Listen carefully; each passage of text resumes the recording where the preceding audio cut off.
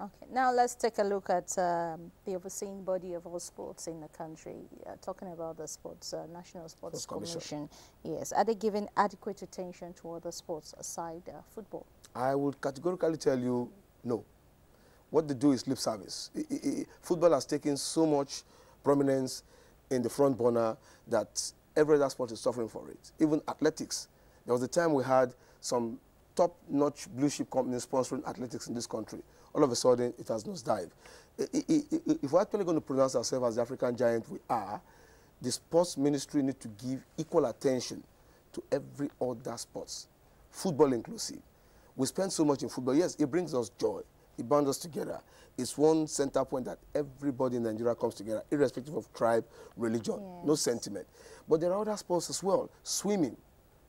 We have a lot of beaches everywhere. Nobody takes cognizance of that or take advantage of the rivers we have. Look at table tennis. Some time ago, you will agree with that in every nook and cranny of this country, there were boards. Children could play. Now it's nosediving. Lawn tennis. Equal attention should be given to these sports.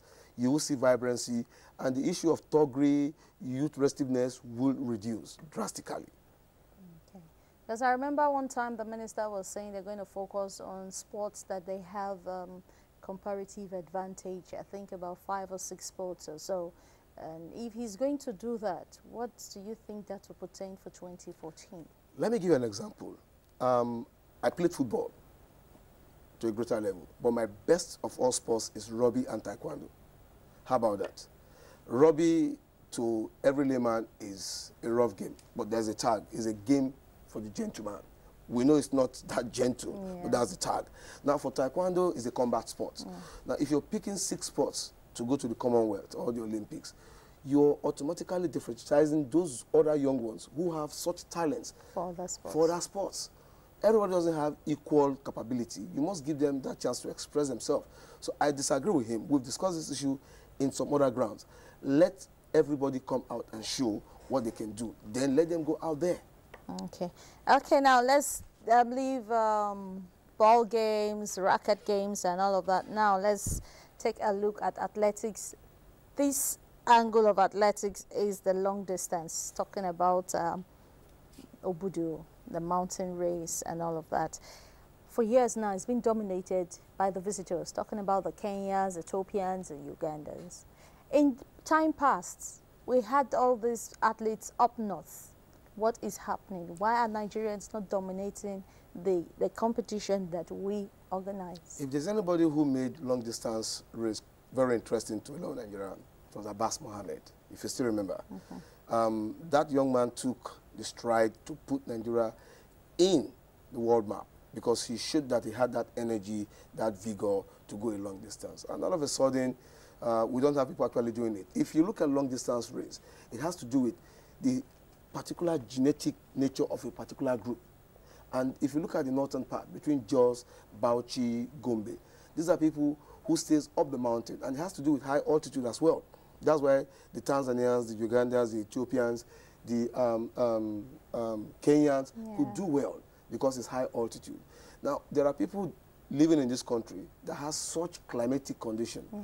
It's all boils down to looking out into them, the vicinity they occupy, bring them out, put up this competition within their own angle, and get the best and take them out of the country for further competition. It still boils down to this issue of lip service.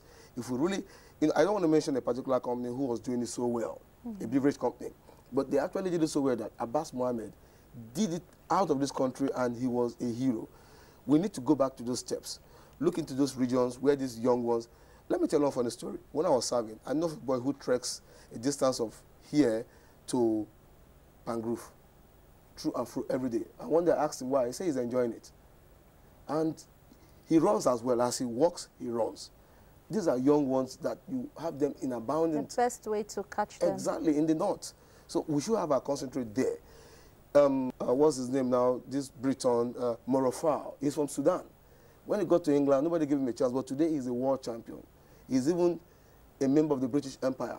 What gave him fame? Long distance. So we should go back to this area of the north, look at how we can get young raw talents, build them up, and push them.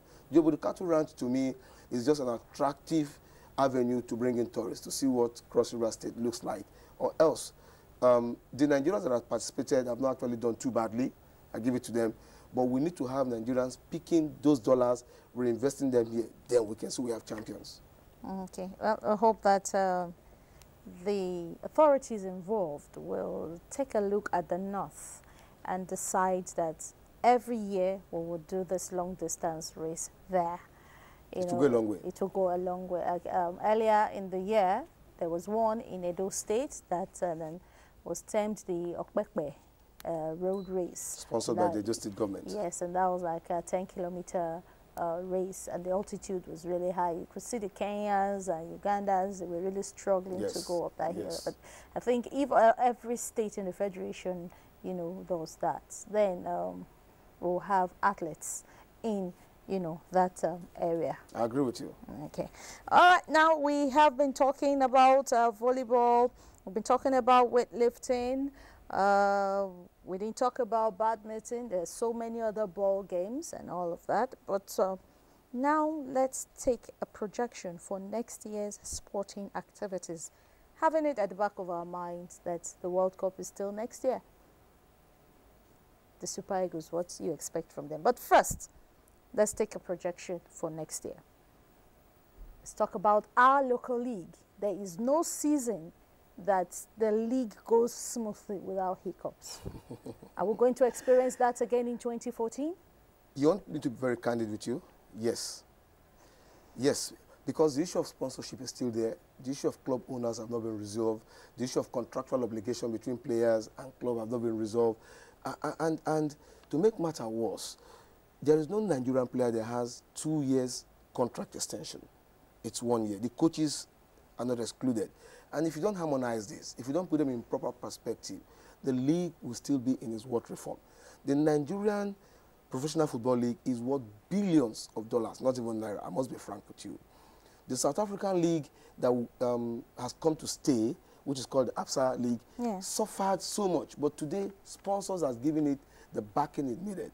All the Nigerian League need is honest and sincere sponsors, 1. 2, genuine and faithful committed administrators. Then 3, we need clubs that actually understand the philosophy of playing good football. It shouldn't be win at all costs. That's one of the biggest problems we have in this country. The home teams want to win at all costs, and when they go away, the match official feels that we are so pressured to give results, and the game doesn't favor them, they make counter statement. It will not help our league. If the league is going to thrive, we need to do 2 things. 1, have an open mind that the game of football is a game that everybody must enjoy. Then 2, seek for partners who can help this game grow. A communication company is doing pretty well, but we need people who can give endorsement to these players.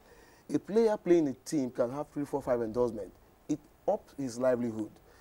The clubs need to go into what we call merchandising. No club merchandises its product here. That could generate more revenue. It is because this club don't generate revenue. That's why they are pushed around by state governments, by so-called administrators. If we can put all this into proper perspective, our league will thrive. It's the toughest league in the world, I must tell you. One of the toughest. One of the toughest. Now, you spoke about the Super Eagles. I remember vividly in 2012, we had a talk with Keshi, and he said something. He said, expect nothing from me, but I will give my best because Nigeria is my country, and that he has done. For the Super Eagles, 2014 is going to be a very busy year. Like I've told somebody, we don't have a team yet. We have a bunch of talented young men who knows what it takes to play good football.